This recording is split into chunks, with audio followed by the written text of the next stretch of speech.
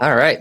Well, Reid, you ready to, I say wrap this up. I guess we kind of technically have two more, but I was actually telling the group, I am so worried that, you know how I do presentations. It's like 26 slides, but I'm like, this is going to take like 18 minutes if I stretch it.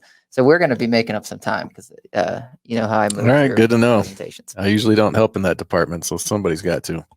I was going to try and channel my Mr. Miyagi. Like, he's very, like, yes, no. So I was going to, in the back half of this whole thing, like, get into character. Yeah. All right. Well, let me now share screen, and we will. Come on. Where are we at?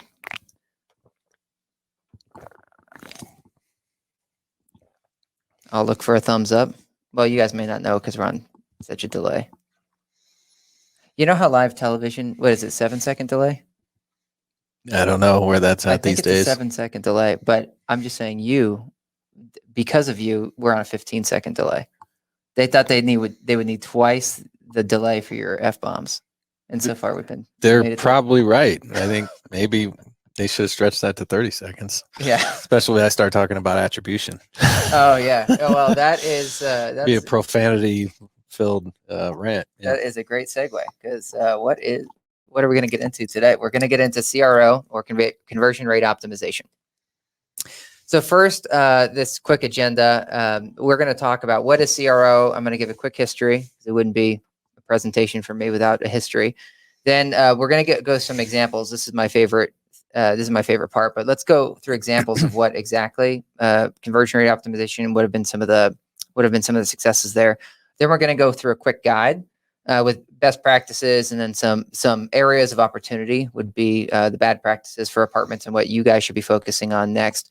And then, what specifically, like what is really wrong about apartment websites. And we're going to have a few data points there that we'll walk through the show, just how significant the issue is and why you guys should be taking some of the best practices away from you today when you leave. And then we'll go through a couple quick tools. I'm not going to sit too long on that because I think if you guys go too deep into tools, you might end up making this seem too unapproachable, like you can't go and take action right now. And then if we have time, we'll go into some example websites where we'll see if the audience can say what they think the websites are doing well based on what we're talking about today. So first, what is CRO? Well, that is conversion rate optimization. And the best definition I could find is that it's just a systematic process of optimizing a website for a desired set of actions. Originally, when I was going to do this presentation, I didn't want to just talk website. I wanted to talk about the entire customer journey and how you should be optimizing that entire journey. But then I realized like that may make it seem like too big, like folks can't just start moving forward on some of these things. So I ended up narrowing the focus of the presentation just to website. But we'll start with website, and then in the future, you'll probably hear from me about the entire journey, like how your ILS should be involved in that process. So first of all, like this means like optimizing copy. So that's very simple, but like what are the different headlines, taglines that you should be using? And, the marketers on the call would be used to that with like running different styles of A/B tests for banner ads or paid search creative, but that doesn't typically happen on the website where people are running different A/B tests of which copy is performing. Certainly, it also means color. So a lot of times folks in the industry have their brand and they're like, this is our style guide and how we go to market. But there are little things you can do with colors, like your call to action buttons that we'll get to later. Call to action buttons. We'll show this in some of the example websites, but often this industry will just focus on call to action buttons, like on maybe the floor plan page or maybe the home page, but it's not necessarily persistent or in the right spots on the page as far as like looking through how you want a customer to really travel through your website and when you want them to take action. Then landing pages. The industry has talked a bit about landing pages, but you kind of get a mixed bag because many of the website platforms don't allow you to do great landing pages. So people end up sticking with their website, but then the website doesn't have well-designed landing pages. User path is that journey someone would take. So you want them to, what page you want them to land on? What do you want them to consume? Where do you want them to go? And what action do you want them to take? That certainly I have not seen done very well in this industry, whereas you have other industries like e-commerce that do an excellent job about like, here's a new product. You see the ad on Instagram, it takes you to a place and then it pushes you through a funnel. That doesn't happen super well in this industry. So anyways, let's go into a quick history just to say how we got to where we are today. because many folks may have heard of CRO for years and been like, yeah, what, why are we talking about this? And then others may not have actually ever heard of that acronym before. So really the first best example I could find of this early on was Google testing its search engine results page. So back in 2000, Google was like, how many links should we have on a page? They ran multiple variations of a test, and they landed that 10 links was the optimal amount. And you've seen that change a little bit over time now, where they're adding more. You have more links with the with some of the ads at the top and the bottom, but for the general search results, they found 10 was the best. Then 2008, Barack Obama's campaign. I'm sure you guys remember a lot of stuff that came out of this, but they were on the forefront of just digital, I'll say, marketing and fundraising. They first tested a campaign of their donation page, and they ended up swapping up the call to action copy and the images, and they were able to improve the effectiveness of that early donation page by 40%. They continued with that practice of doing CRO across their different campaigns, and they ended up bringing in an additional 75 million campaign dollars from that. Then in 2009, so you'll see this starts to accelerate. In 2009, Microsoft, which was the dominant player with Internet Explorer at the time, was testing, well, what if we ended up opening all links in a new tab? So instead of like you starting on the MSN homepage and you just click through and it takes you to CNN or whatever, instead, let's open all links from that into a new tab. This was surprising to me at least, is that it increased the number of clicks from MSN by almost 9%, which with as many hundreds of million people using their browser, that was significant. So since then, you've seen a lot of sites actually start using the open in a new tab versus staying with the tab. And it's funny because now even I've gotten conditioned. We had for a while inside of Fiona, when you would click a link, it would not open a new tab. It would take over. I'm like, please open in a new tab. So something for even us to learn from there. Then later in 2009, Google is back again, and they decided to test 41 shades of blue. So they were trying to figure out what is the best combination of blue for like a non-clicked on result versus a clicked on result, and an ad versus a non-ad. What was the best, which is the best combination of blues for them to maximize revenue? And they ended up increasing revenue by $200 million annually by picking the best combination of blues. Then in 2010, this is where things really, I'll say, became way more approachable, but you had both VWO and Optimizely, which are SaaS products built for CRO. They both launched in 2010. And so over the last 11 years, you've seen that space start to really take off. But you'll see it took 10 years earlier of all of these massive tests by these enterprise companies before something more approachable from a SaaS perspective that required less engineering came around. And then since 2010, you've seen most websites that have a decent amount of traffic end up using some form of CRO. And it hasn't really trickled down, however, to more of the SMB space. And I'll say where Apartments sits, where you don't have tens of thousands of visitors a month. But there's still a lot that we can take away from it. So let's look at an example. Why is this significant?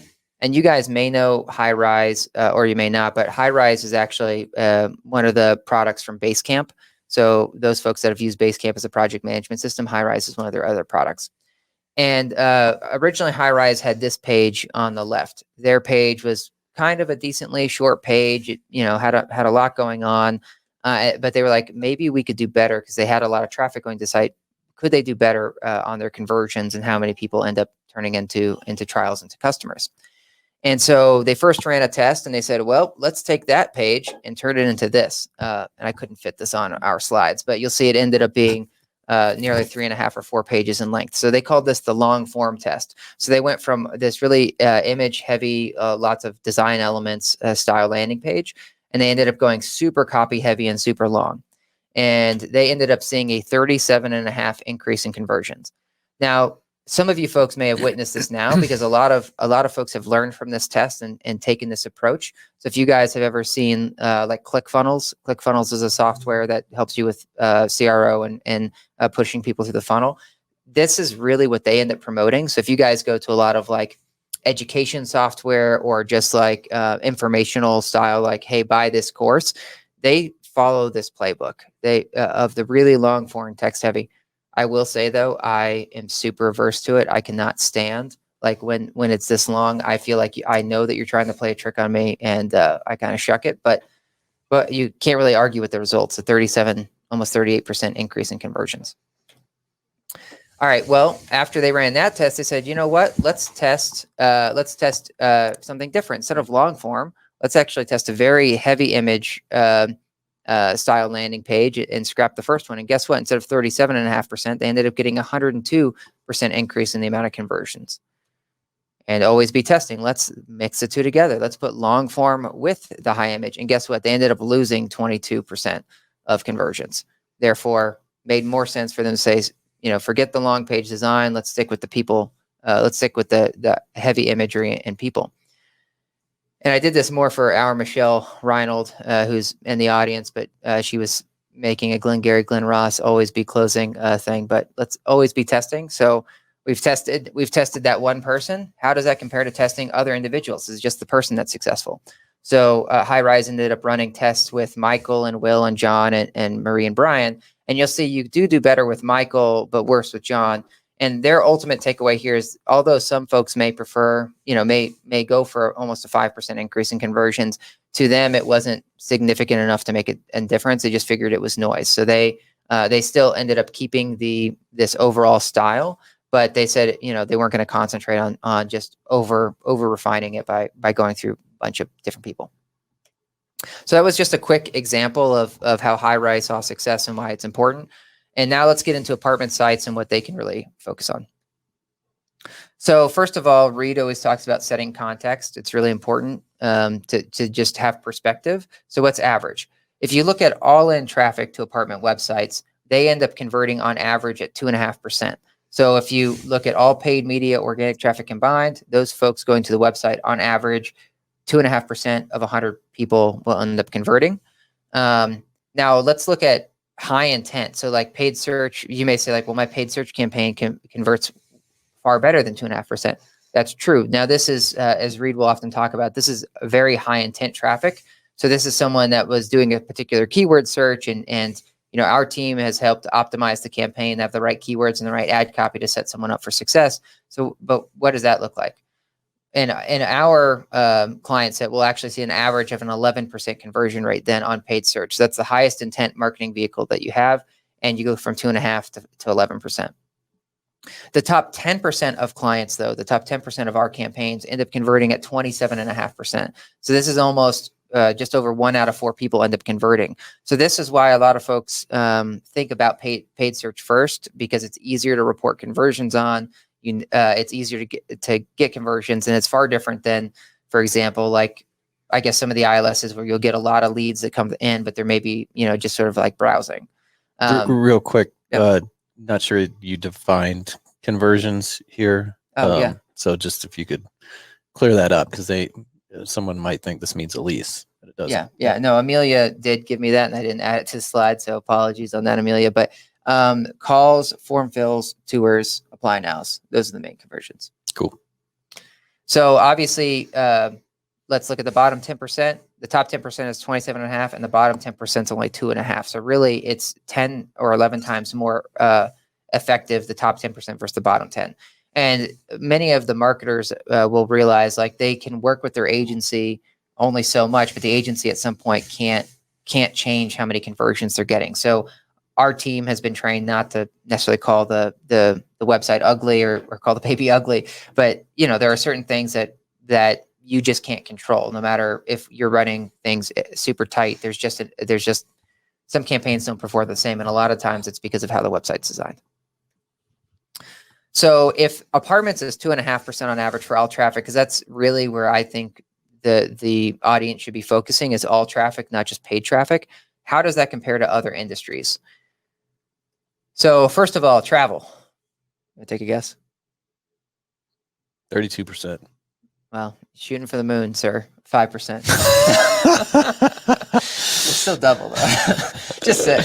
That was my second guess. Was 5. Yeah. Well, when Nicole and I were like looking at like destination wedding places, we certainly looked at more than 20 places before we picked. So I was surprised at a 5% because usually you're doing quite a bit of browsing. That's fair. Yeah. So you're going to work your way up. Yeah. Okay. You see where I'm going here. Yep, Automotive, you want to take another 72% maybe? No, I'll play it safer. 10%.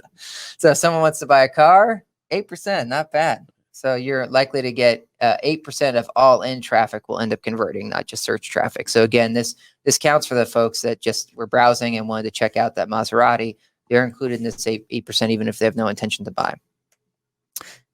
You know this one though. 22%. So 15 to 38. You shot I'm right in the middle. Shot the middle. Yeah, pretty absolutely. good. So HVAC and plumbing is one of those things. Again, for all in traffic, not just paid traffic. But many have maybe heard me talk about this because I'm like, if apartments is at 2.5%, but HVAC and plumbing is at, let's say, 15% on the low end of the range, can we not get closer? Because you just don't think of these groups as being super digitally savvy and that they're going to really be focusing on that online digital experience. You have to, I guess, ask yourself or qualify though with HVAC and plumbing. Yeah. One of the reasons you probably see higher conversion rates is if my toilet is overflowing, you can bet I'm going to convert. That's right. As high intent as they get. Whereas some of these other categories, it's more of a process, right? It's a bigger decision to decide where you're going to live or, where you're going to spend a few $1,000s to travel or what car you're going to buy. So I think there's some of that built into that, but still, I totally agree. Big opportunity for the industry. Totally. And we'll get more into trust signals because one of the problems people have with HVAC and plumbing, and I was thinking about this in our last session when I was asking about moving, is I would hate searching for a moving company because I don't have a high trust for that group of businesses, right? Same thing, like I'm going through trying to get chimney cleaning right now. Cannot stand it. I want to open a chimney cleaning business because they're so terrible. But HVAC and plumbing would be the same thing, but they do a terrific job of using trust signals to get people to end up converting too. So, well, if you just went to a plumbing website and it looked like 1993, you may be like, all right, I'm going to go look for the next one. But if it looks like 93, but then you see like 100 positive reviews because they've curated them, you may be like, all right, well, they're a mom and pop shop, but they definitely care about their customers, right? So what is not success in HVAC and plumbing is 10%. If you're hitting a 10% conversion rate on all in traffic in those industries, they consider it a fail. This is bad news. You got to rework everything. Yet apartments, again, back to the digital savviness of it, HVAC and plumbers understand that 10% is a fail. Apartments, if you were to ask them, typically they don't know what a good conversion rate is or what an average conversion rate is. So I'm more of trying to move the agenda of like, start thinking about your all-in traffic conversion rate and what can you do to start lifting that. And it's not that challenging to get above the industry average of 2.5%. All right, oh, and of course, if your conversions are higher, if you go from 2.5% to 5%, you've doubled your conversion rate. Theoretically, you need half the amount of advertising spend. So you may think this is counterintuitive for Digible to be talking about, but hopefully you appreciate we always go this route. If you can go from even increase it by 20%, you could reduce your budget by 20%, right? So you can go from like 2.5% to 3%, not that big of a lift, yet it would impact your budget quite a bit. So what are some of the best practices? We do have a handout. I think it's you guys can find it in the side panel, so you can get these. I've pulled out some of the things from that handout. But first of all is the 5-second rule. So be clear. So what does this site offer? Hint, apartments, not too hard, you would think, but you would be surprised at how many sites that are called like the Harbor, and you're smashed with a video that looks like I'm about to buy a boat, or that I live on a boat, or that it's something about the ocean. So just make it very clear that this is about apartments. Or a beer or liquor commercial. Yeah. You just see people like on a yacht or something, like in some of these hero images. It's like, what is this? You do see a lot of people drinking like Modelo and some of these websites. Look how happy you'll be if you move here, Yeah. Then what's great about this place? Why do I care about your apartment or some other apartment? Well, first of all, what do people always say in real estate? It's all about location, location, location. Then we just talked about the consumeration of the industry, hence amenities. So what are you offering that's unique to somebody else? I would argue a lot of folks can often start to think that apartments are commodities, and they're not a commodity. There's a very different experience for each property. And then this isn't a surprise, but lifestyle. So folks it's a lot about like, well, what is my life going to be like when I'm here? And Everett again was talking about that, and so was Stanford in the last session. Okay, but why now? Why is it important? I landed on your site now when I've got my feet up and I'm eating the chocolate donuts. Why do I need to take a chance? Well, offer expires soon, or even scarcity, as you like to talk about, Reed. Like there's only one bedroom left, hence, get your name in. Or you guys can think of other offers. I think the industry isn't super creative with their offers. I've seen some folks that get more creative, but a lot of times it tends to stick around like price and availability. Those are the simple ones. So take that step first and make that super prominent. So I'm getting a little bit ahead here, but with scarcity, I know it would seem like a lot for somebody to update their homepage with like only one bedroom left now. But that would be something that's not a very technical script that would make a big impact. You land on the site, you're like, this does seem cool, and you say immediately only one bedroom left. I don't have to go to the floor plan page, sort by 1 bedrooms, drill in and look at that. There's only one floor plan available.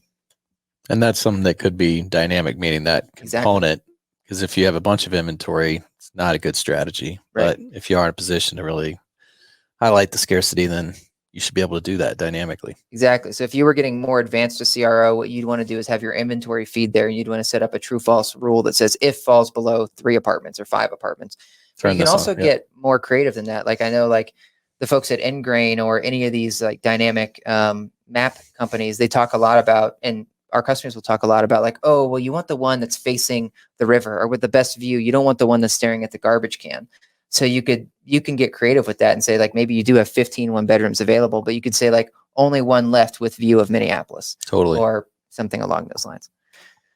Next, you want to have a clear call to action. This is my recommended reading. If you guys take nothing away from this, but you want to get into somebody that you think has more credibility than me. I read Steve Krug's first edition, must have been like 15 years ago, and I still reference that book. He's on his 3rd edition now of Don't Make Me Think, and I think he sold like 600,000 copies. Yeah.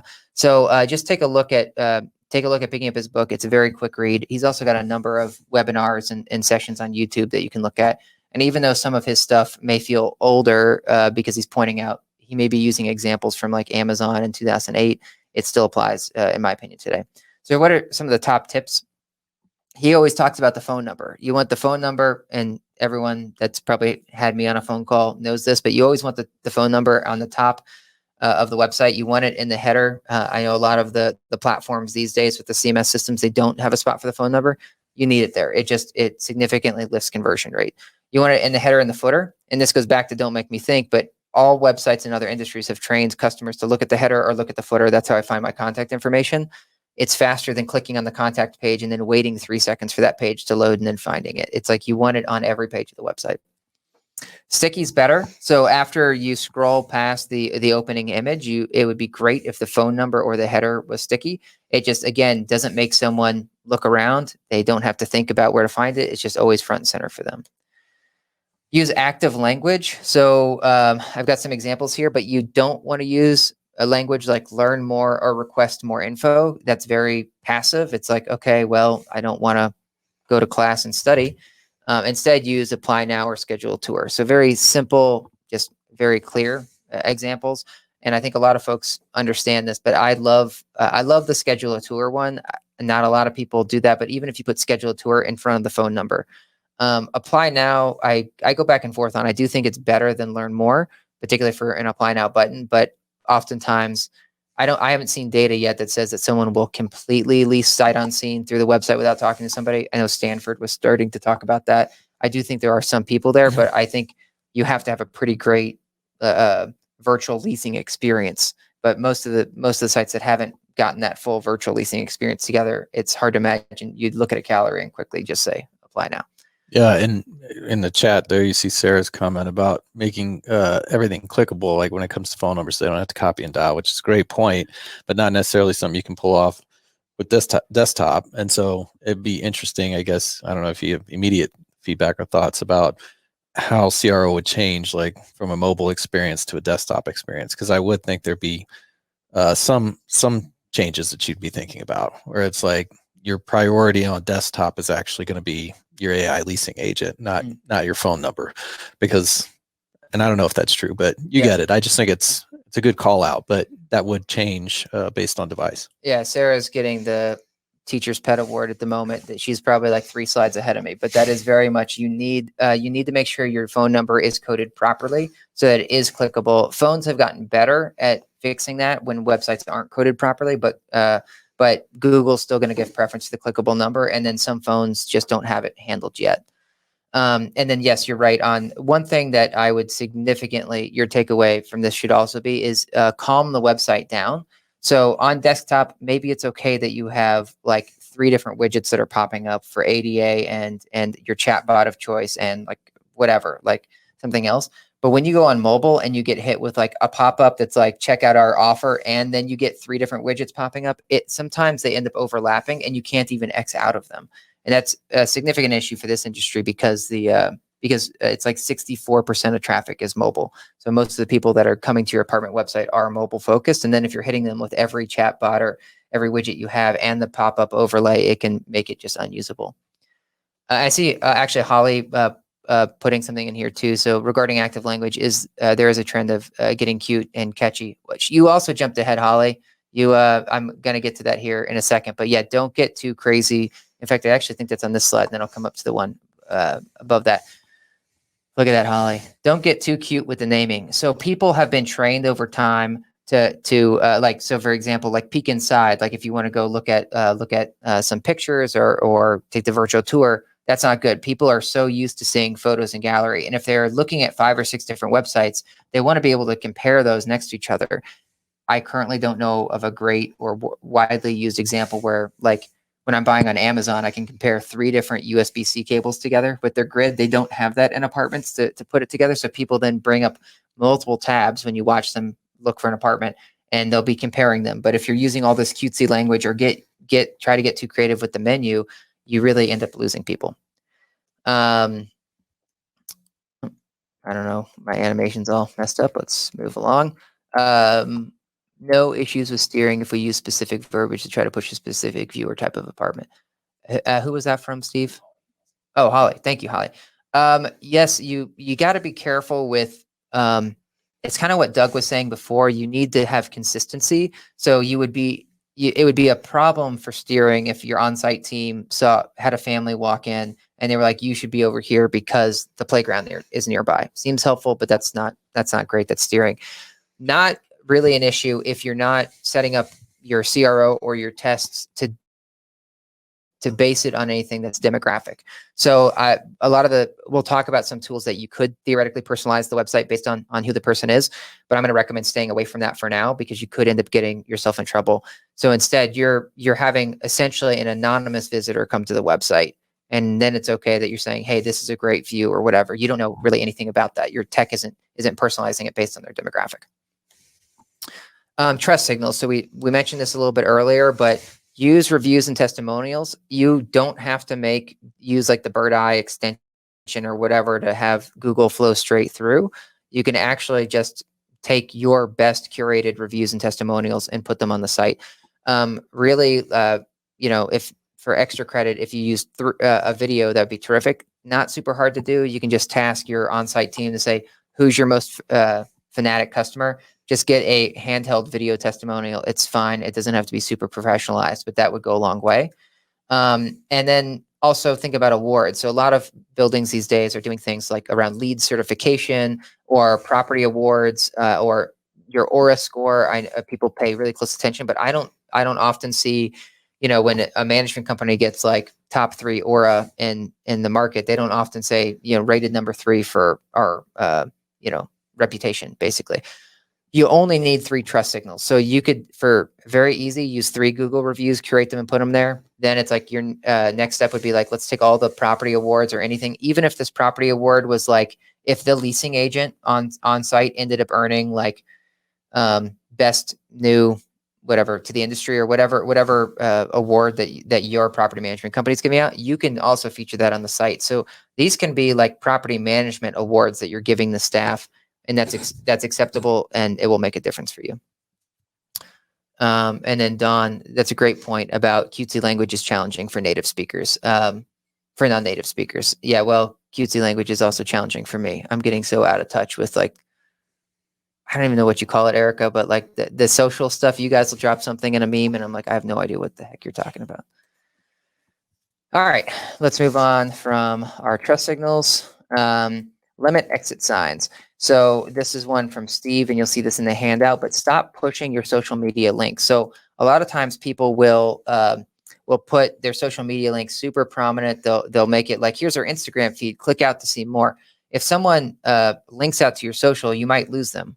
Why? Well, what is all the complaint these days about like people spending too much time on Facebook or Instagram. So if they click out to Facebook or Instagram, do you really believe that they're going to not get distracted by the notifications or whatever they have there and then come back to your website to keep shopping for an apartment?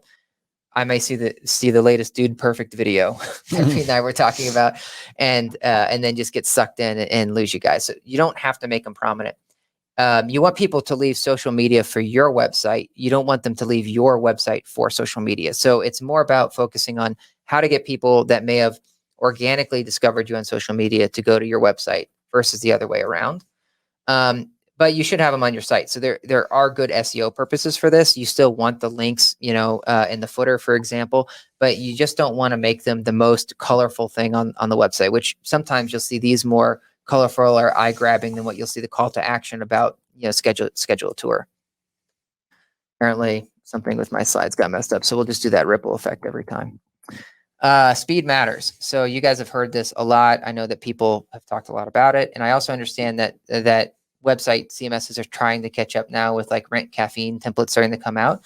But I'm actually going to hit this twice more in this presentation because this is the number one most important thing for you guys to do, when you get back to your desks. But first of all, the average user, not just apartments, but this is just across the web, the average user won't wait 3 seconds for a site to load. 3 seconds feels like an eternity. And each additional second costs you 11% of your traffic. So if you go from, if you've already lost half the people to wait 3 seconds, if you make it another third of a second longer, you'll lose another second longer, you'll lose 11% of your traffic, and then that continues on. So it's a really good way to just remember how important it is. Like you need to get to 3 seconds no matter what. And really, if you can get underneath 1 second, that should be your goal these days.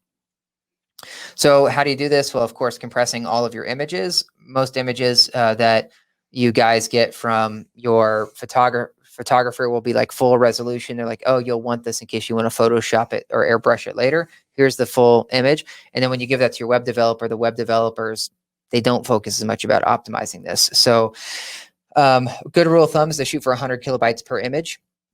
And this is something you guys can do on your own. You can download the image out of whatever CMS of choice. Just use a quick compression program that, again, Steve has in the handout that you guys can take away and re-upload them. So you guys can do that yourselves, or you could push it on your developer and say like, hey, our KPI is now that images need to be 100 kilobytes. Go make it happen, or push it on your SEO team. So if your developer charges you dollars, whatever per hour, then push it on your SEO team and say, hey, how many of my images are around 100 kilobytes? And if not, let's get them there. Likewise, video. So this is a huge issue, but keep autoplay videos to a minimum. I know that the industry has become a real fan of like doing these real splashy videos that are kind of in the background, but those autoplays really eat up how long it takes for that website to load. So again, like 3 seconds is your attention span, and mobile is even slower than desktop typically with the connection. It just really puts a strain on the website. So if you do make them autoplay, try to shorten them to 10 seconds because people are just not going to watch a 30-second autoplay video that's sort of behind the text in your background. And also, don't forget to compress them. Just like you're compressing your images, make sure to compress the video. Come on. All right, bad practices. And this is where I'll bring in some more data for you guys. But first of all, slow load times we talked about, especially on mobile. So I said 67% of all apartment traffic is on mobile. The average mobile core web vital performance score. So this is the thing you guys have all been hearing a lot about. We did a webinar a couple months back, but Core Web Vitals is Google's new thing about how they're ranking websites. The average for properties, and we audited 260 of them, is 27 for the score out of 100. Yeah, Steve's giving me a thumbs up. Yeah, 27 out of 100. Not good. Definitely a failing grade. Average Core Web Vitals speed index is 10.57 seconds. So remember how we just said you lose 11% of visitors for every second after 3? The average property website on mobile is nearly 11 seconds. It's unacceptable, frankly. And I know you guys can check this. You can run your own Core Web Vitals speed test. You can also just go into Google Analytics. That's actually what I'd like to pull, because Google Analytics will has a way for you to look at average page load time, and then you'll see what real life traffic is like on the website. So you may run it in something like CWV, and it gives you a score, and then you're like, oh well, maybe let's pretend it said 3 seconds CWV. Go to analytics and look at the average page load time, and you might see it's 6 seconds. And you may be surprised to say, why is it so different? It's because maybe the connection in your area, like if I was doing this in Bailey, Colorado, not a great connection, hard to even get 3G up there. So load time is going to be much slower. And if that's where your audience is coming from, that's a problem. A lot of times when we talk to people about page speed or load time, they'll go immediately to their phone and they'll say, that didn't take 10 seconds. And so I think it's important to call out, like when we say load time, it's not the first sentence you see, the first image you see. It's the NASCAR, component where it's like, it takes forever for it to fully load. So because a lot of people may end up going right now to their website or going to their phone, and they won't necessarily, and hopefully they're not at that 10 seconds, but just think it's important to call out that is a full load, correct? Yeah, that's a great point. So, and they talked about this in the Core Web Vitals webinar, but there's the first full content pane load, where it's more of like, what do you see first? And then what can be load behind the scenes? And this is something that is done very poorly on apartment websites. So you could have anything above the fold load super quickly, and then basically do, have the stuff afterwards load slower, or like have your Matterport video like load after everything else is load. So you can set things up on kind of like a preferred order. A lot of the developers in this space, or the templates, are not set up that way. And the other thing that Steve has talked a lot about to the team has been that there's this thing that's code bloat. And this was new to me. I did not understand this before, but just as how like our Victor from Director of Engineering has talked about, like, he's talking about code debt, right? There's tech debt, tech debt. There's code bloat when it comes to websites. So your websites will, like, let's say you need this one piece of code specifically for the floor plan page. A lot of the CMSs will load that same code on the home page, even though it has nothing to do with the home page. It's only the floor plan page. So this code bloat is something that your developer should be working on, to say, like, only load the code you need on this page and not all the other bells and whistles that you have for other pages. And that's something that frankly would be very challenging for the marketer or those in the audience to really pay attention to and fix themselves. So that's more of like when you talk about vendor vetting, that's how you want to start vetting some of your vendors, is asking some of these questions to say, like, how much unused code are you loading? This is something you guys have no idea. Yeah. You guys should frankly be asking your vendors. So like some vendors, they will have for scalability, they'll have a tag manager that they drop on all sites, and that tag manager has every pixel needed. So let's say that you're going to run like Google, Facebook, Spotify, and native or whatever. That's what that company, let's say that's what that agency offers. They'll have all of those pixels loaded into their container tag by default, even if you don't buy Spotify and native advertising. And those things also slow up the code. So back to your vendors, when you use a vendor, make sure that they're either using only the pixels they need, or if not, just make sure that they have sort of their last in line. It's like, all right, vendor, you're not going to make me just for scale, you're not going to do just the pixels I need. Guess what? Your tags go last. And that may cause a problem, vendor, when like because your call tracking script doesn't fire until 10 seconds in because everything else is loading, but them's the breaks. I need you to go last. So how can you speed it up? Well, obviously videos, like eliminating those, or non-compressed images. You can have videos load after the click. So like if it's a video that's like, hey, you could play this. So like if you had like a Vimeo video or something, it doesn't have to load at first. It can load after someone clicks on it. So that's, again, getting technical with your developers. Poor servers are an issue as well. These are some stats that we pulled to show you guys across those 260 websites that we audited. This is their average CWV performance score on mobile. So you'll see everybody wants to have frankly, like an 80 or above. Really, if you could get 90 or above, that'd be terrific. But apparently we're asking for too much there. If you even look at the passing grade of 70 to above, just very few sites are doing it. You'll see most sites on mobile are scoring this 20 to 30 range. It's significant. And in fact, if you look at all the folks that score above a 40, you have more sites scoring in the 20 to 30 range than you have scoring from 40 or above all combined. So the point with this is it's not that challenging to beat out your competition. You just have to work on a few of these things, like compressing your images. That's going to put you way to the front of the pack, and that's going to make a difference on your conversions as well as your SEO and your site ranking. And then you'll see speed index. So this again is a chart. Now this one you want to be closer to 0 like golf than above, but you'll see almost all sites are above 3 seconds in load time. So all of these sites are losing traffic because they're taking too long to load and people are backing out. So if you can be one of these few below 3 seconds, terrific. Frankly, we've run some tests and it's not unreasonable to actually get underneath 1 second or 1.5 seconds. So that's what you guys should be pushing for. And all right. So what does the industry get wrong? Definitely poor conversion points. So why is it so damn hard for me to find that phone number? Why is that phone number not clickable to the point before? And specifically, why is it not coded properly? So I would say this: if your template doesn't have the ability to actually add telephone in native to the code in the header, and you have to make it just text, make it text. That's fine. Most phones are going to correct for it, and it'll work. Just obviously, if you can code it in HTML to be labeled as phone number, that's better. But if you have to get by with that, that's fine. Also, the very worst thing is obviously just having the phone number a part of an image. We've seen a couple. I'm trying not to rag on any particular, but there's been some AppFolio sites that we've had to work on before where those sites there it is. where they're forced to have it in the image versus actually as text. So each platform can have their quirks, but that would be something if you're on AppFolio, I just pay a little bit more attention to that. Iframes, they're bad. If you can avoid them, there's no feedback loop for conversion tracking, so you can't start to do any kind of CRO because you have nothing to report back on.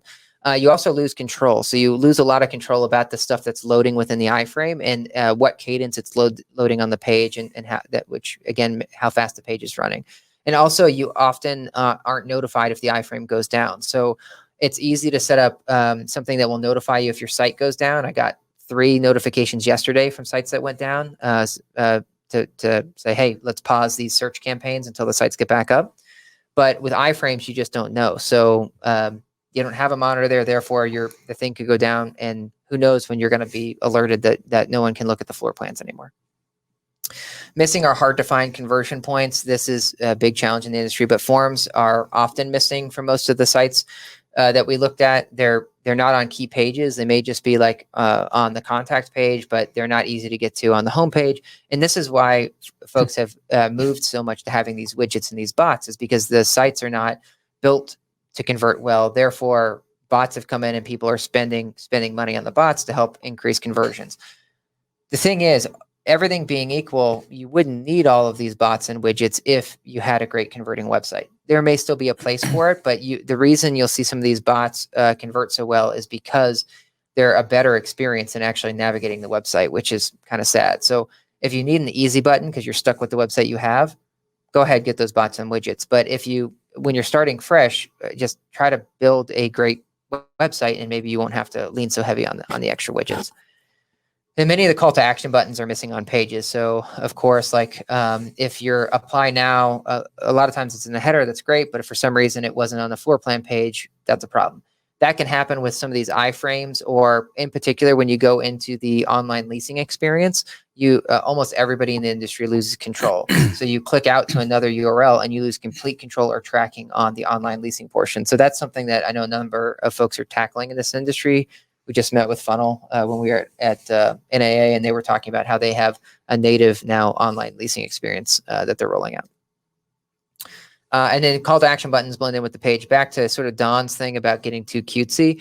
Some folks are trying to get too designy with their buttons, and they have the contrast isn't very high, which is an ADA problem, but also you need that button not to be annoying like the coupon book that David Stanford was talking about earlier, but you need that to be quickly visible, and you need it to draw the eye. So hence why you have your branding palette.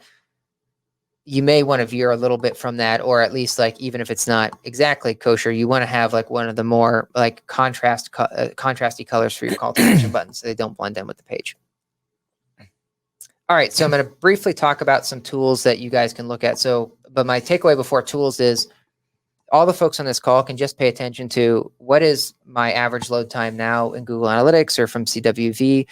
What sites can I make the biggest improvement on? And then where can I make the biggest improvement? The easiest thing for you guys to do is first compress things so that your site speed's faster. Second, make sure that your phone number always in the header, always in the footer. And then make sure your contact form is on every page. If you guys do that, you're going to be way ahead of the competition. After you do that, and then you're sitting around looking for some more homework, then you guys can start to investigate some of these other tools. And I'll say the reason you should care about these tools, let me go back. In fact, I'll just jump back. Remember this test we ran that was run earlier with Highrise? This normally you'd have to get development involved to run an A/B test or to say, hey, why don't we change this color from red to green? These tools I'm going to show you will allow you to change the button or the text or add an image or insert a video without having to go to your development team. So all you have to do with these tools is drop a piece of code in Google Tag Manager. And once you do that, you have full ability to edit what someone sees on the page without actually having to go to the website team. They're very WYSIWYG tools where you can drag and drop, and you can run quick A/B tests. So you can say, hey, I want one version that's the red button and one version that's the green button, and see where it goes. So just pointing it out, that's why we're talking about tools. You can do all the other stuff we talked about before the tools, but if you're really stuck with the site that you don't like, go ahead and adopt one of these tools, give it a test drive, and you'd be surprised what you could do for yourself. All right, and I will go back to my tools. I'm going to ask you a quick question before you get into tools. One of the absolute biggest trends right now in the industry is AI leasing agents.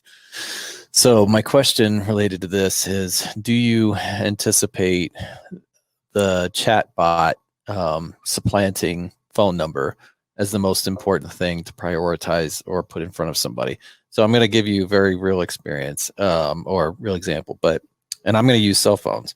But when I'm trying to talk to Verizon, they have the phone number at the top. I just want a super fast answer to whether something's included in my plan or what do I need to do to add this, whatever. I'd much rather, and I will qualify that's on my desktop, be able to just quickly get an answer through chat. I'm terrified of getting on a phone call with Verizon. I really am. Because there's going to be a Reed Wyckoff on the other end slinging ads at you. That would be even scarier. But because of the IVR, because I feel like it's going to take me 3-4 minutes to get to the answer I really want, which obviously says a lot about, hey, just if the content's where it should be served up appropriately, hopefully you can get at those answers. But so much money is being poured into the AI leasing agents saying that, hey, this is dramatically improving conversion rates. It's helping intercept things that we necessarily wouldn't want somebody talking to. So what are your thoughts as far as, again, maybe this is more the future, but even now, like, should they be thinking me to lease is really what we should prioritize ahead of a phone number? Well, that's terrific. And it goes into your consumerization and when will we be there? Because I totally agree with you. If I have to talk to my cell phone provider, I will use the chat. I will not talk to them on the phone. And it's mostly because of this bad phone tree experience. I don't think the apartment industry has the same. I'd say if this was automotive, like 100%, no question, because people are conditioned to not want to talk to an automotive salesperson. But a lot of people don't necessarily think of the leasing agent as a salesperson, and the leasing agent doesn't always totally act like they're a salesperson. And so there's not as much aversion to doing that. But we have to be realistic with people working from home, or even as they go back into an office, people will do things for home on work time. And if you're not likely to have someone that's in the open floor plan of the Digible office, call an apartment building where they're going to ask about the pet policy, because they don't want all the coworkers to realize, like, oh shoot, you're doing something personal versus work. So there is a place certainly to having, first of all, as you said, the content easy to find. Secondly, I think there is a place for the AI, either leasing agent or chatbot, to help answer, I'll say, cursory things. But that doesn't mean if someone says, look, hey, now everyone's out to lunch, I want to quickly book a tour, and it wasn't easy to do online, and I'm going to call, or I have a unique question about like the parking garage and I need to do that, and I don't want to wait for an email, then they're still going to want a phone number. So it's kind of what Darlene was saying a bit earlier. You kind of need to have all options. You need to have the high touch option for those folks that want the high touch. Yep. And then, because I'm pretty averse to chatbots in many situations, it's not like my cell phone provider. But then you also, for like cursory level things or whatever, or if someone's multitasking, you need the chatbot. So I don't want to go a complete non-answer. I think it's going to become more and more important. Hence why I actually think SMS is super important. Like most property management companies I've seen don't have the capability to handle SMS, but many consumers these days may want to just text and say, hey, what about this thing? Nicole found a property this morning where she's like, oh, should we text the realtor so we could go get a tour? We're not going to call the realtor. We're going to text the realtor to say, hey, could we go get a tour of this thing? I could very well see the same thing happening with apartments. Like, I just have a quick question. Maybe I've already talked to you before, and so I don't want to call you. I just want to get a quick answer, and they text instead of email. Yeah. Well, I'll go a step further and say I think that the chatbots are going to become the most important thing for websites over the next few years. And I say that, and we don't address this directly, but how does CRO affect community, like the community operations? Like how, because would I rather have my property manager, certainly a leasing agent, spending time fielding potentially bad calls or spending all this time when they could be focused on my residents, therefore improving retention, improving the experience and all the rest? So it's like, why not then try to get in front of all that, which is what a lot of these chatbots are trying to do, and deprioritize the phone call? Because high level operating, the more phone calls that we take, actually, the worse we are. Like, as far as an operating standpoint, I think hot take there. Just, no, I totally don't try, not trying to derail. No, no, I love that you're going there, because it's this sort of like compounding issue that, like, with the whole unanswered call thing that we've talked about on many other webinars. But you'll have not have a great website, not easy to find information, not a chatbot. So then people call, they can't get through to someone because someone's taking other calls from someone they can't find what they need, or whatever. So it's this compounding problem. Perpetuating problem. Yeah, it perpetuates itself. But I do, I'd say that there are things that I haven't seen chatbots do well. That, to me, they're more of a true false. Here's the pet policy. They are right now. I totally agree. But the more sophisticated they get, the better that they get, the more I would prioritize them. Right. Like, we toured a property up in, I think you were there, in Seattle, with Blanton, and maybe not. Oh, well, they had this leasing agent that, like, knocked my socks off. I said to them, I was like, you cannot lose this guy. And they're like, we know. He's actually been, like, our top agent for 3 years in a row or something. Amazing. Like, I'd rather have that guy get on the phone with a prospect than put it into a chatbot system. So if you have great leasing agents, you want them to. Yep. I'm getting the move along sign. So here I go. Never happens. This will be quick. Tools. So the tools I'd look at, you could try Google Optimize for free. It's not the most advanced and it's not the most user-friendly, but it's free and it's from Google. So take that for what it's worth. So you can drop that in your container tag and do some things. Then one of the market leaders is Optimizely. There is a paid plan for this. More sophisticated than Google Optimize, lets you run more scenarios more quickly, but might be overkill for properties. And my other knock on Optimizely is that unless they fixed this recently, it doesn't have a smart tag. It tries to load at the same time as the site, so it can slow the site down. That's one of the caveats with some of these tools. VWO is, if you were going to pay for one, that would be my choice.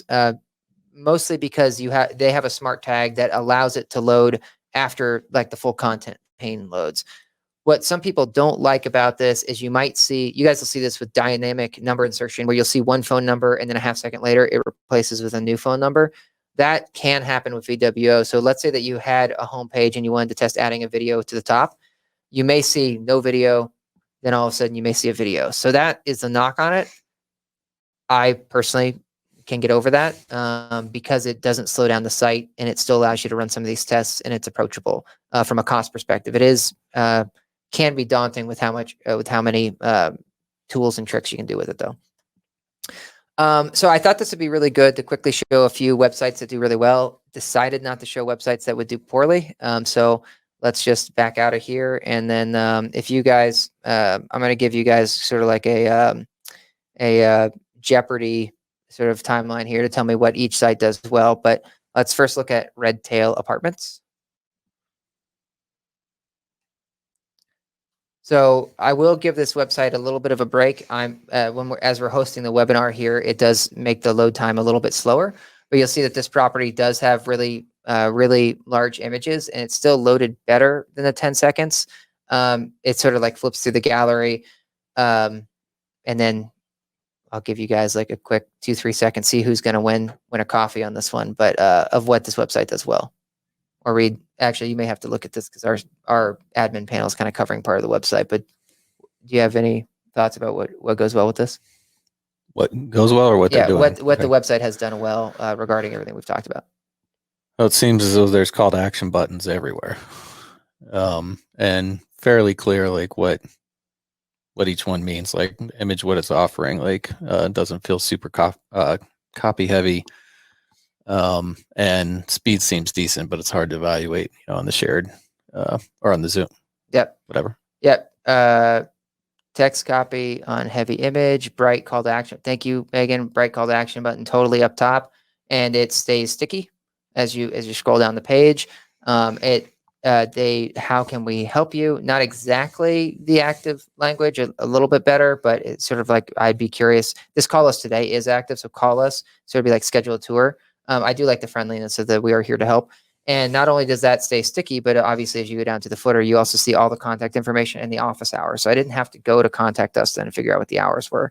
And it wasn't hit by a bunch of like pop-ups and overlays and stuff. So that's quickly that one. No iframes. No iframes on the homepage. I don't think most of these will have that problem, but yeah, good call out too. This one, you'll see how some things loaded first before others. There are things you can do there so that the whole site could wait like a half second till everything's ready to load. In this case, you do get one widget. Again, you'll see some commonalities with this site and the other site. And we pulled these sites from folks that actually do have high conversion rates. So we were able to see the conversion rates on these and show that they were high. One thing I also like on the site, since I'm been told to go quickly here and wrap up, again, we have the sticky. We give the option to email. We give the option to engage with one of our widgets if we would prefer that. We have the phone number. We have the phone number and contact info down below. And then you'll see here with these 3D tours, they are not immediately active. They're waiting to load until I click on it. So that's huge because these sort of Matterport tours they're super intensive on how much data. Not to mention, it is a horrible user experience when video just starts playing as soon as you get to a site. Yeah, or the in this case, this would be one of those tours that you'd be taking. But I've had instances where I scroll down through a site, it's already active, and then my cursor is kind of in the center. I'm trying to scroll, and it automatically is moving the tour around. Like I'm trying to get to the bottom of the site, not go through the tour. So I think that this site does all of that really well. Oh, also check this out. They have some social proof. So they have reviews. This, for me, improvement would be to actually pull out and curate some of those reviews and make sure that's not so poor of contrast. So that'd be easier to see what people say. And then Allie says Redtail would be interested in their call metrics on desktop and have to scroll to the bottom to get the phone number. Yeah, there is a button at the top of Redtail, Allie. It just wasn't the phone number. You had to click the button, and you had to actually click the button twice, which would be a negative. Click button, then you get the call on mobile. All right, let's go to one more just to show what we have.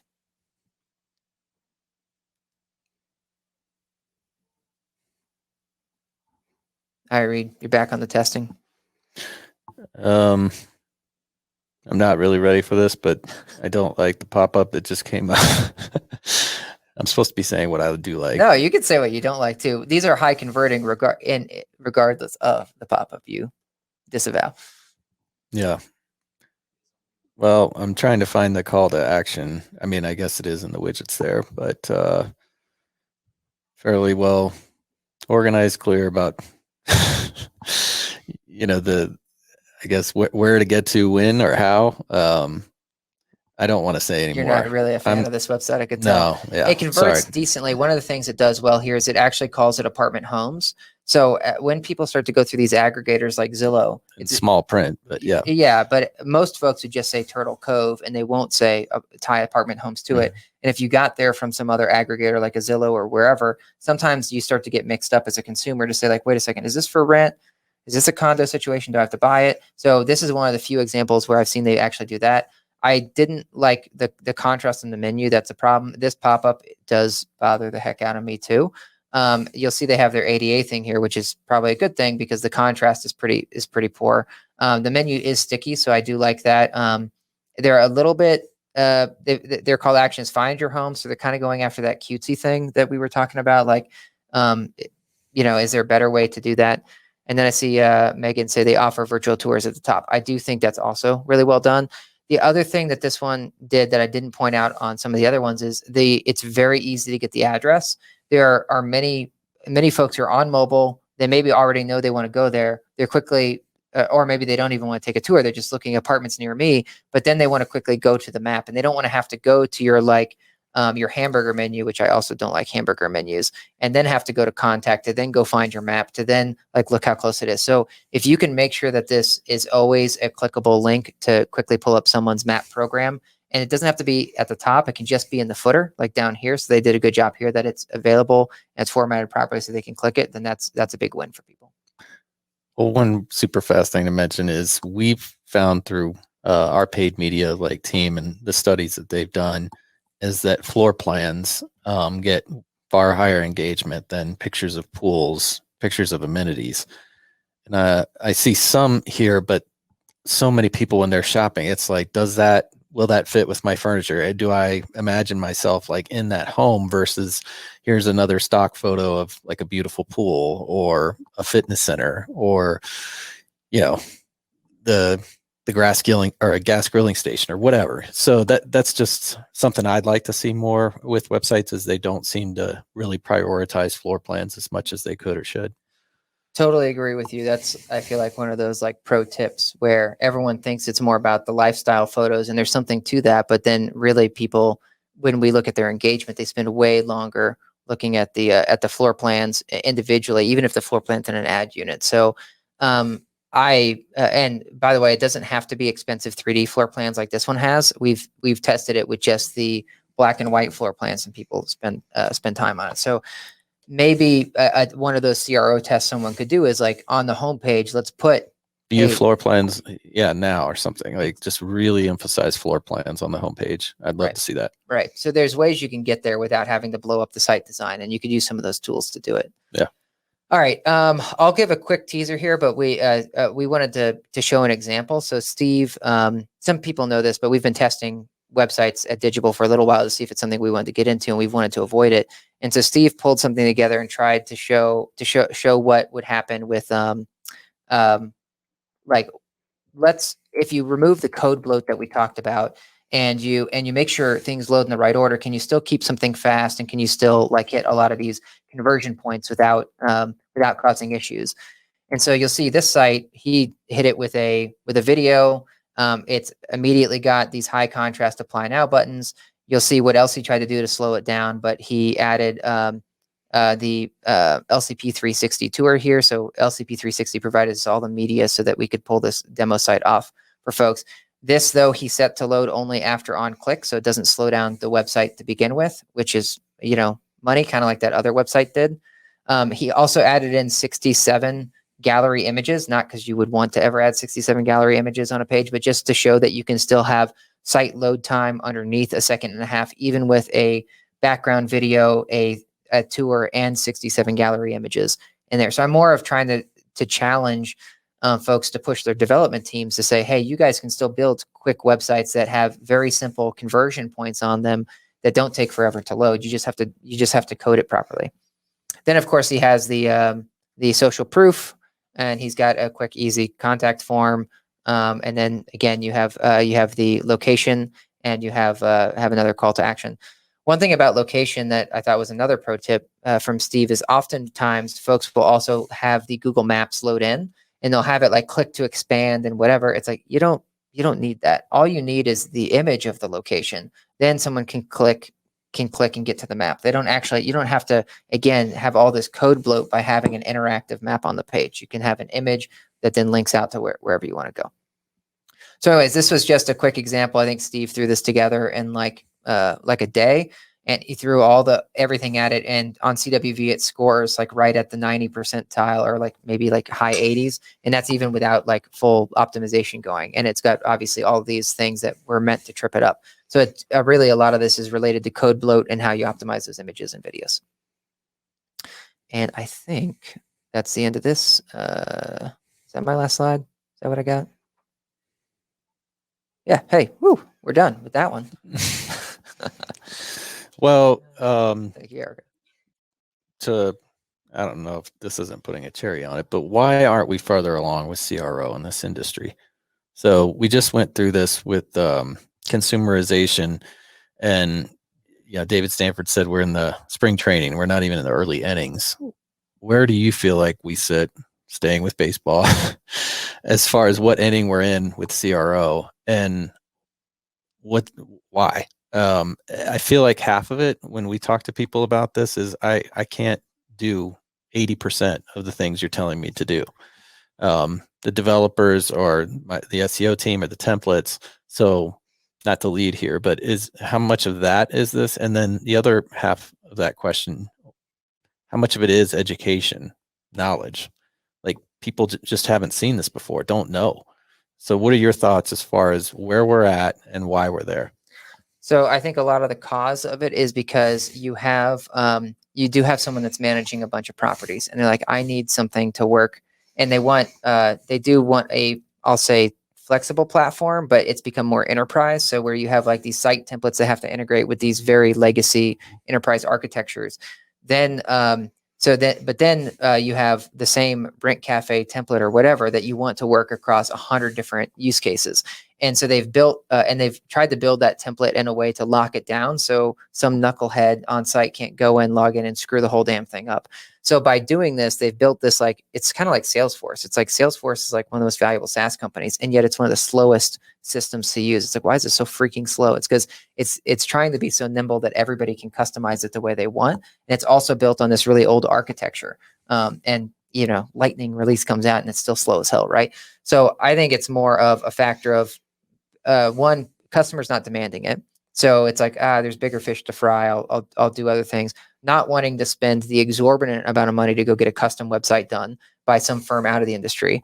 But then if you go get something done by out of the industry, not only is it going to cost you possibly tens of thousands of dollars for a custom WordPress site, but then you have like the integration issues where it doesn't play well with RealPage or whatever. And then they're forced to use iframes. And then those, again, aren't modernized. So I think a lot of it is there's not the pressures where people are putting on, I'll say, like the infrastructure companies of this industry to help allow developers to do it. So then instead, you can't have like just your nephew that may like want to build a website for someone, and maybe he would do it on the cheap, for $1,000 or something.